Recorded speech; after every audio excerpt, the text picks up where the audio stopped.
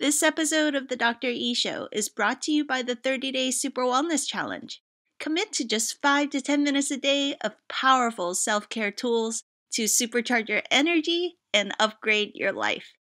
Visit superwellness.com/30day for more information. Together, let's make this your year.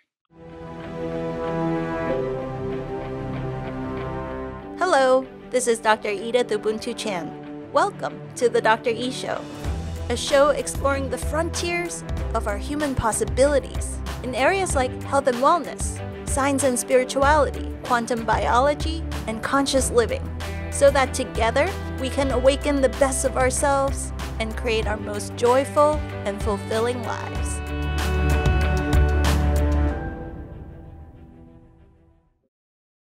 Now's the season when many of us are reflecting on the gifts and lessons learned from the past year and setting new intentions for the upcoming one. We wanted to take this opportunity to say thank you for being part of our community of pioneers. As our special gift to you, we compiled some of our favorite highlights from recent guests of the Dr. E Show. Timeless wisdom that will support you in taking your life to the next level.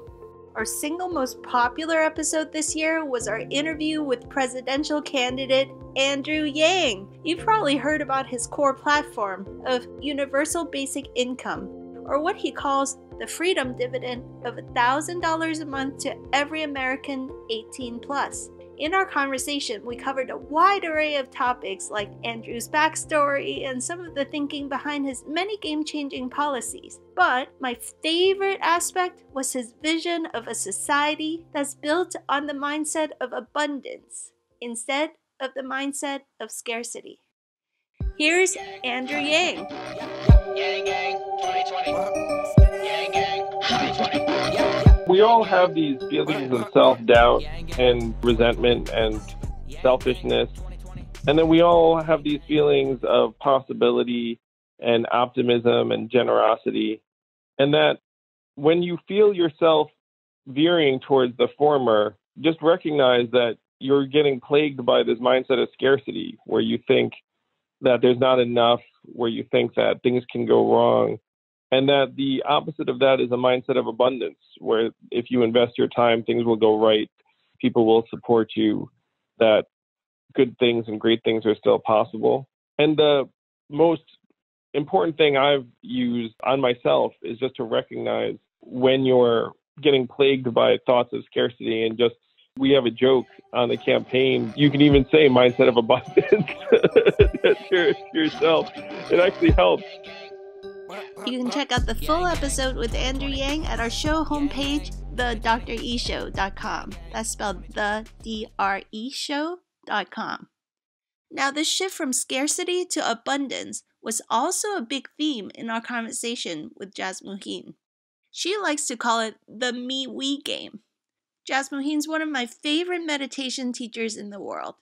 She's renowned for her darkroom retreats, which I wrote about in the SuperWellness book, and she's also the prolific author of 43 books that have been translated into 18 different languages. Here's Jasmuheen. We are in a time of bombardment of energy, and we've gone from the journey is me, it's all about me, to a flipping consciousness to we. And when we're aware of our impact on the greater whole, we get grace, because now we're operating in the game of the we. But now we're in the me-we game.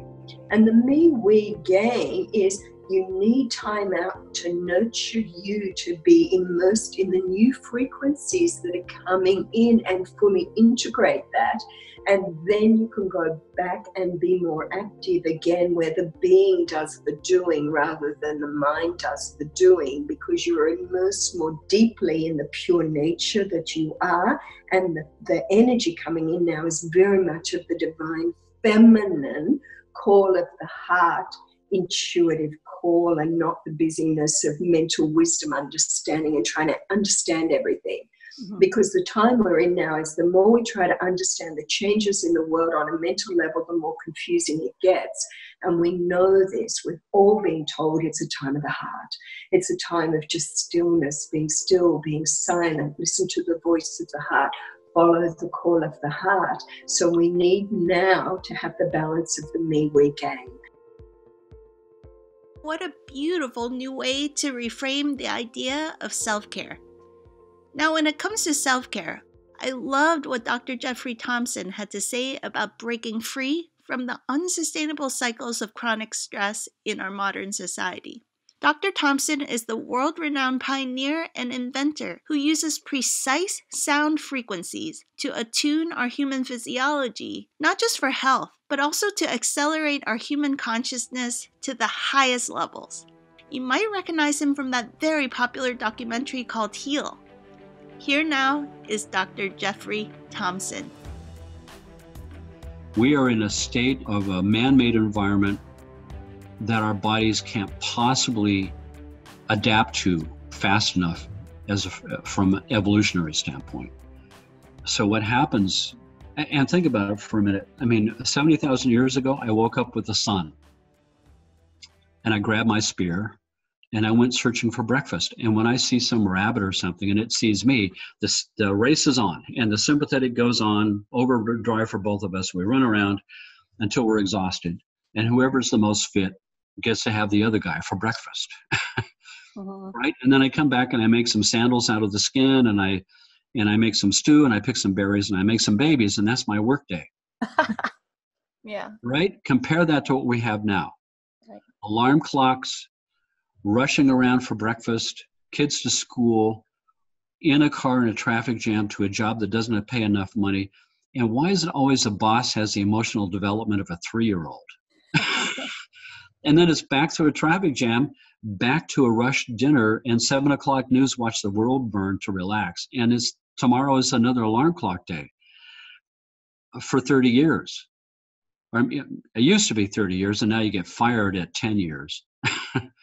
It's unimaginable stresses. We're not talking about the fumes coming out of the carpet and electromagnetic frequencies coming out of your walls and military frequencies and microwaves, and now it's going to be 5G and smart meters, and it's insane. And the body is not designed for it. And the body is faced with a marathon of stress when it was designed for a sprint. So its adaptive process is to put the foot to the metal, race the engine, put me into sympathetic overdrive, and just bullnose my way through it with momentum as part of my strategy. What the body does best is rob Peter to pay Paul to make the situation work anyway, to jury-rig the situation with baling wire and duct tape and get by anyhow. And it's a testament that the body can do this for 30 years, 40 years before it blows a gasket. So now you might be thinking, well, what's the solution then? The very good news is there are now so many powerful healing tools for us to shift out of this unsustainable pace of chronic stress into our natural state of balance, harmony, and well-being.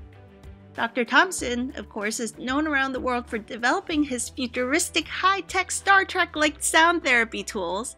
So here now is Dr. Thompson explaining why sound is such a powerful tool for our healing and awakening. Sound's a mechanical energy wave. Pure energy moving through a medium. Right now it's moving through air molecules to reach your ears. But if I'm in water, it travels 5 times better through a fluid because the molecules are more densely packed. If I'm through a solid, 5 times better than water. So the body is a perfect medium, water and bone, solid and fluid. And how did we all start? In the womb, floating, weightless, in amniotic body temperature fluid, amniotic fluid. We're in a float tank. Have you ever been in a float tank? Right? After an hour, think about it. After 5 minutes of no input, your brain starts to invent input. Right? You hallucinate. You hallucinate visions, sounds, sensations. And after an hour, you come out, you go, wow. Multiply that by 9 months. That's the womb experience, 9 months in a float tank. And at 16 to 24 weeks, when the nervous system, when all 5 senses first come online, you're in the dark, so you can't see. Your nose and mouth are filled with fluid, can't taste, can't smell. Sound travels through water 5 times better than air. All of us are initiated by sound and vibration for 9 months. That's our initiation, all of us. We're brothers and sisters with the same experience. We all had the same thing happen to us. Sound was the first thing any of us ever experienced for 9 months. So of course it's the most powerful tool for digging to the deepest part of my unconscious experience. It stood the test of time in every culture on the planet. Every culture's got a sound tradition. And those traditions all are centered on spirituality. It's not healing. Healing is the door prize. Another pioneer in holistic mind-body healing that we got to learn from this year is Dr. DAWSON CHURCH. Dr. DAWSON CHURCH is a legend in the field of mind-body research. His work synthesizes the latest in epigenetics, neuroscience, electromagnetism, psychology, cymatics, public health, and quantum physics to demonstrate just how powerful our mind-body connection is. Here is Dr. Church explaining to us the neurochemistry of meditation. There's a neurotransmitter in your brain called anandamide. And it's called ananda because that's the Sanskrit word for bliss. It's also called the bliss molecule. And when you meditate, when you enter these elevated emotional states, you have many neurochemicals start to flow in your body. Oxytocin, the bonding hormone, rises when you meditate. So you feel one and bonded, not to another human being, but to the universe. The parietal lobe of your brain, which handles proprioception, locating your body in space, shuts down. So now your brain loses track of where you end and the universe begins. The prefrontal cortex of your brain shuts down. The part that holds the sense of self shuts down. Now you are no longer this little local limited suffering mind. You are one with everything, with that great non-local mind. And so those neurochemicals, like the bliss molecule, which I talk about in Mind to Matter, your brain is flooded with oxytocin, with norepinephrine, with serotonin and dopamine, with beta endorphins, with anandamide, with hormones like oxytocin, and you feel absolutely fantastic. Our children will be meditators because they want to feel that good. Everyone wants to feel that good. It's how they'll get high. They won't need marijuana or magic mushrooms. THC is the active ingredient in marijuana, and it docks. The reason it's effective is it docks with the same receptor sites in our neurotransmitters as anandamide does. And if you're docking your anandamide all the time, every day in meditation, you don't need THC. You're getting your body's endogenous THC, which is anandamide. You're getting serotonin, which is psilocybin. Psilocybin from magic mushrooms is serotonin. A serotonin molecule that docks. We're just getting it from the outside, but we can make tons of serotonin by these elevated emotional states. Do an act of compassion. Love yourself, and you'll start to unlock floods of oxytocin, anandamide, and serotonin, and you feel wonderful. So our children will be addicts. They will be addicted not to marijuana and ayahuasca and psilocybin and alcohol and nicotine and all these things, because nicotine, again, dopamine, causes a dopamine reward system. They'll be getting high every day on the endogenous neurochemicals of bliss, which you get only in these elevated emotional states. This topic of the new generation of children was also core to our conversation with midwife and birth educator SUNNI KARLL. SUNNI spoke with us about the new generation of master souls that are coming to the planet now, and how we, as parents, adults, and society, can support and nurture and learn from them. SUNNI KARLL is the author of Sacred Birthing, Conceiving Souls of Magnificence, and Making Love to Source. As a midwife and birth educator, she's known for coining the term soft birth.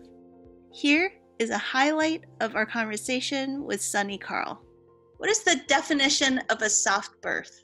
Very simple. It's a birth that does not hurt. It's a birth from the baby's perspective, that everything is soft and gentle, everything is respectful and loving, everything is united when the baby's born, the soul is coming into the body.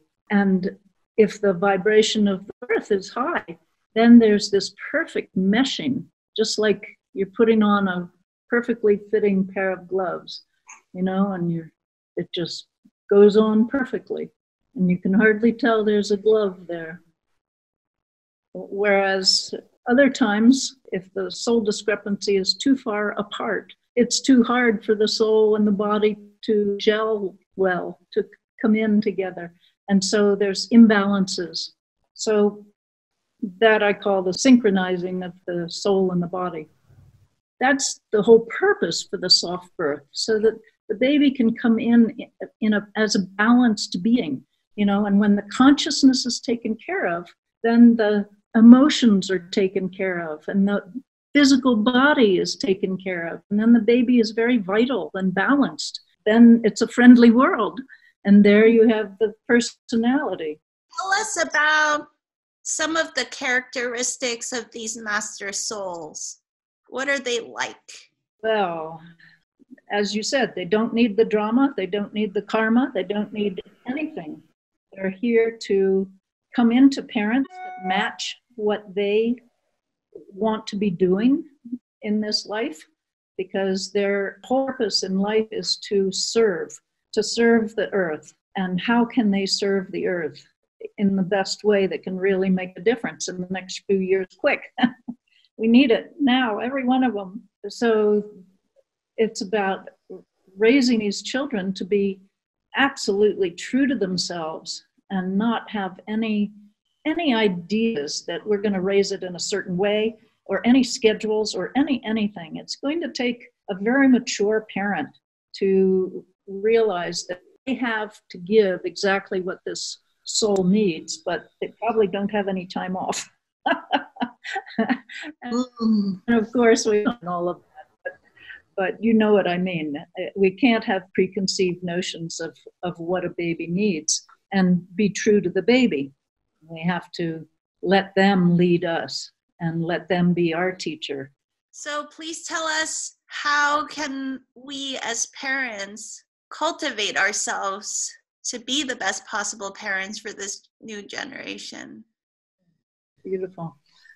I would say, assume nothing. Assume only that you are learning from this baby. You are learning from this little boy or little girl, and they can be 5 years old and teach you, or 2 months old and teach you. They are your teacher. They are so much more conscious on levels that we don't even understand or see or feel yet. You know, and so those levels are going to be called miracles by us because we don't have any clue about them. And if you can allow just the wonder and be in the state of appreciation and gratitude that this being has joined your life and you're here to protect and honor exactly what his essence is going to unroll and unfurl for the world. And it always makes sense that the mom and dad match that child, because they would come in only to have their essence matched by the parents so that they can all do a purpose together. If you were to distill into one simple essence, what is the most important thing we should know on our journey of tapping into our highest levels of human possibilities? My truth is that soft birth and harmlessness does more for the consciousness of each baby than anything else we can do during its whole life. The baby's consciousness is about the evolution of that child, and the evolution of the child creates the evolution of the planet. That child will have so many people to touch with the level of consciousness that it has managed to bring into the body. So the harmlessness of soft birth is definitely my answer. As I sit here editing this episode with a full-term baby in my belly, I'm feeling so deeply appreciative of Sunni's words of wisdom. This year, we're also blessed to have another amazing expert in early childhood and parenting. The Montessori educator, the founder and CEO of MontiKids, ZAHRA KASSAM. Here's a highlight of our awesome conversation with ZAHRA. One of my favorite quotes ever is the Howard Thurman quote, don't think about what the world needs, think about what makes you come alive, because the world needs people that have come alive. And children, if you look at children or you think about yourself when you were a child, a lot of us had a strong sense of what made us come alive. Those things that you loved to do as a child that you gravitated towards. It's not the problem that people don't find what is their path and what makes them unique and what they're good at and what they love. The problem is they had it and they lost it. I think that the world would be so much more peaceful because I think people would be the best versions of themselves, making their best contribution to society. So the workplace, the world, it would look different, and it would, the output would be different, because when people are all working on things that they're super into and, is aligned with their personality and their strengths, the outputs are going to be much more amazing. We're going to be coming up with incredible solutions to all these problems that you mentioned up front when we started this episode. If you were like the queen of your own country, how would you create different policies to support parents, to support teachers, so that we can bring up this next generation with this kind of thinking, this kind of consciousness you're talking about? Give us a sampling of policies that you would put into place or support systems you would put into place. I think more about changing the culture than changing the policies, maybe because that's just, naturally kind of what I gravitate towards. But the cultural understanding that women, when having babies, are like up-leveling themselves. There's all this research that shows after a woman has a baby, she's more creative. Yes. And so honoring that and giving her the time and space to kind of step into that, rather than, bouncing back is like what we think about here, like getting back to what you were doing before and back to your old body. Like, no, let's go forward in an even more powerful way. Wow, we were so blessed with such amazing and inspiring visionaries on our show this year. Another one of my all-time favorite conversations was with the entrepreneurial soul coach, the cultural innovator, and the CEO of Move the Crowd, Ra Goddess. Ra took us on a soulful journey examining our relationship with money, the economy, and entrepreneurship. Here now is Ra Goddess. And this is for my activists, counterculturalists, my spiritualists, moving from this place of resisting capitalism to this place of becoming a creator of my own personal economy. My own personal economy. And that was about being willing to give voice to my own vision for how I thought business ought to be done and how I wanted to do business, and to create associations with my money that felt really good for me. So in shifting away from capitalism and recognizing that I needed to create a viable alternative, so it's not enough to shun it, I got to create a viable alternative. Mm-hmm. This idea of my own economy really excited me, because making a lot of money never really, like, okay, so whatever, for what? So, and I would guess that most people out there making a lot of money is not the thing that lights their fire. Right. They want money because they want freedom, or they want flexibility, or they want to care for and love for people who are important to them. You know what I mean? Like, we have reasons for why we want money. It's not just money in itself. And so getting clear, like, making a lot of money is not going to float my boat. But this idea of changing the game, this idea of shifting capitalism, of challenging the culture of capitalism in an active way, in a creative way, in an empowering way, got me very, very excited. I want to be provocative here. This last little piece I'll say, I want to be a little provocative here about safety. Because on many, many levels, security is a false construct. And a lot of people want to operate from life from this perspective of secure. I want to be secure. God didn't promise you security. What God promised you was evolution and growth.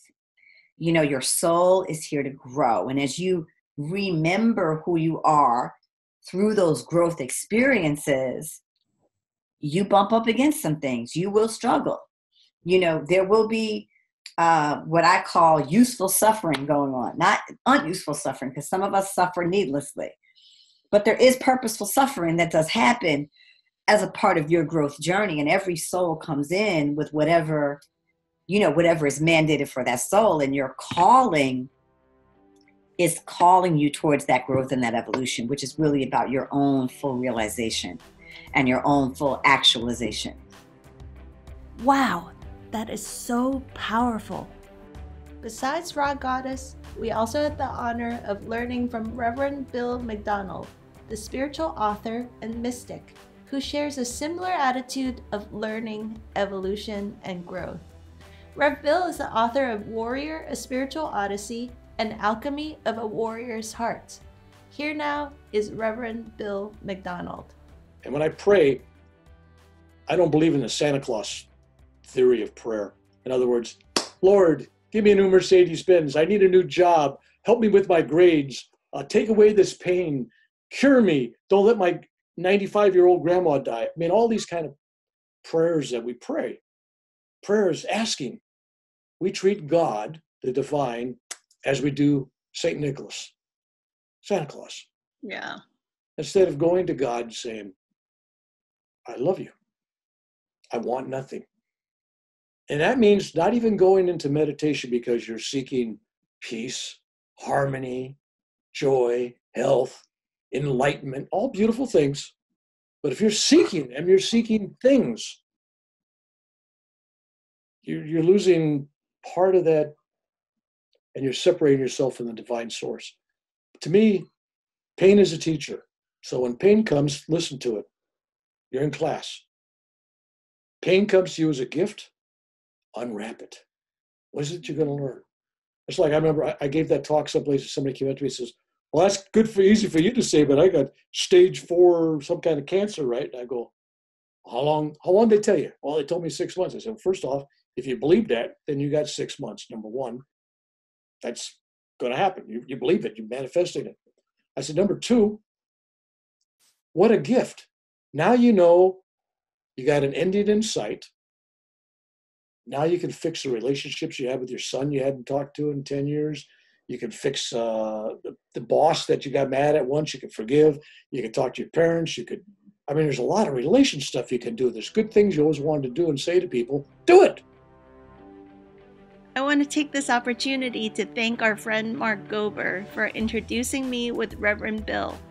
Mark is the #1 best-selling author of a book called An End to Upside Down Thinking, where he systematically unravels the falsities of the old paradigm called materialism. And through rational, logical, scientific evidence, Mark helps us to understand the new paradigm of oneness, unity, and interconnectedness, where consciousness is the foundation that underlies all our material reality.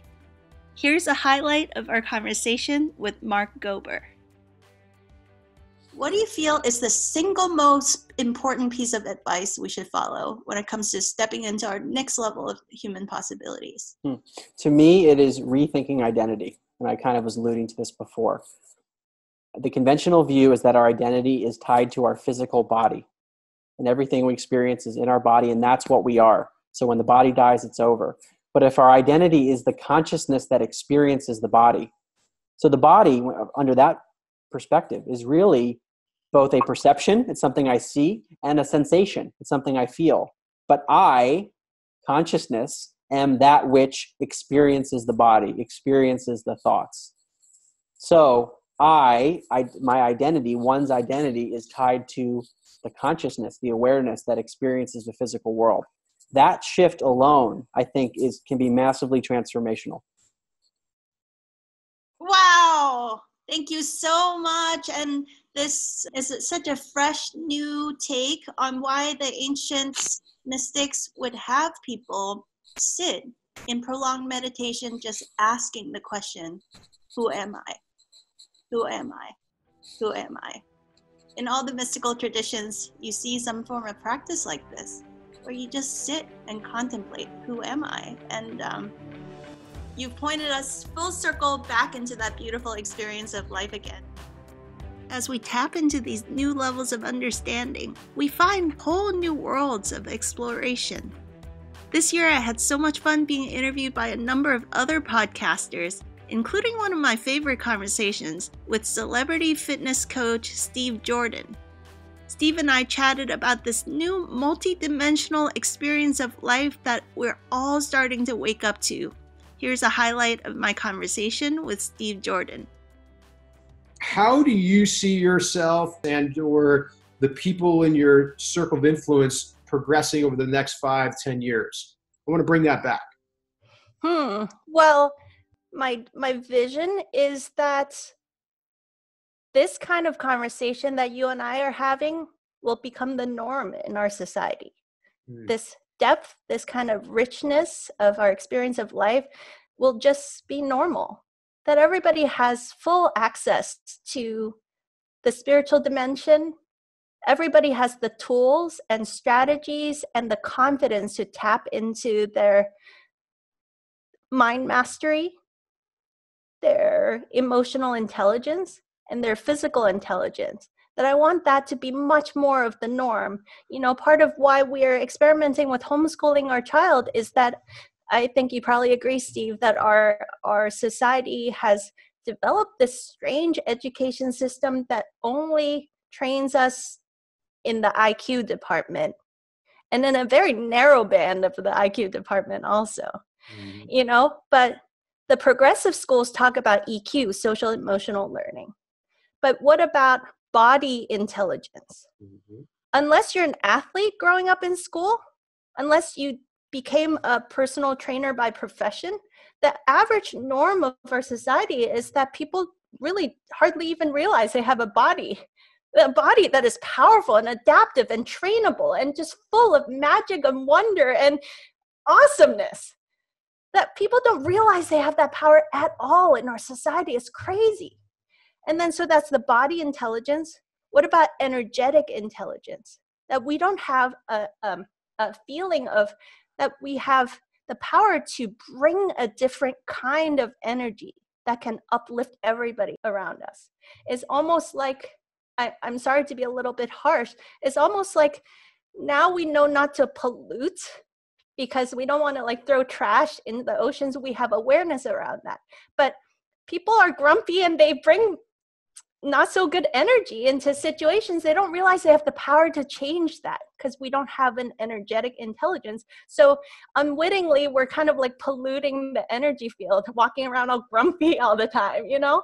So there's body intelligence, energetic intelligence, intuitive intelligence. We don't honor if somebody has an intuitive gut feeling or heart feeling about something.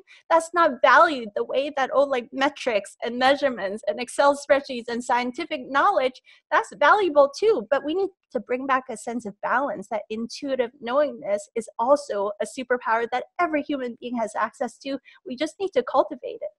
And then spiritual intelligence, how to take whatever your spirituality is, those deep inner values, well, let's just call them deep inner human values, how to embody that and make that into the reality of life. We don't cultivate that as a society. So in 5-10 years, I hope that this awareness of all these dimensions of life become more of a social norm. And it doesn't have to sound so esoteric or woo-woo. It's just called being a human. Being a well-rounded, fully embodied human should have access to all these dimensions. I love it. I hope you've enjoyed these multifaceted, multidimensional conversations. It's clear that we're now living in times of unprecedented change. Whenever we turn on the TV, watch the news, or follow current events, it sure seems like systems are breaking down across the board. Humanity's old wounds and shadows are now being stirred up to the surface for all of us to heal. And it takes tremendous skill and mastery to stay balanced, centered, and aligned to our highest integrity and values. So as we wrap up this episode, I wanted to share with you my favorite words of wisdom from Jasmuheen. See, it's important to understand, as the Holy One said to me, that there's 4 initiations we all go through in our spiritual journey. The first one may be the right use of sexual energy. As you get more and more charismatic and people go, oh, you're so beautiful and powerful, I just want, and you see a lot of men in the world, they get caught up in the initiation of high charisma, and they may be not using sexual energy as wisely as possible, and then there's the fallout of that. So the first one is the right use of sexual energy. The next one is the right use of fame, the right use of money, and the right use of power. And when you look around the world, you can easily go, okay, that one's going through the fame game, that one's going through the money game, that one's going through the power game, that one's going through the sex game, as just games and initiations. But that's their business. What are you doing? Are you using sexual energy as wisely as you can? Are you using money energy as wisely as you can and for the greater good of all? Are you using fame energy as wisely as you can for the greater good of all, or whatever? So all we can do is be answerable to ourselves and make the commitment to live in the highest level of integrity in every moment that we can. Wow, what an incredible treasure trove of wisdom and life-changing insights. If you miss any of the original episodes, they can all be found on www.thedreshow.com. That's the DREshow.com. Thank you so much for supporting our show, and most of all, thank you for being a game changer and pioneer in our community.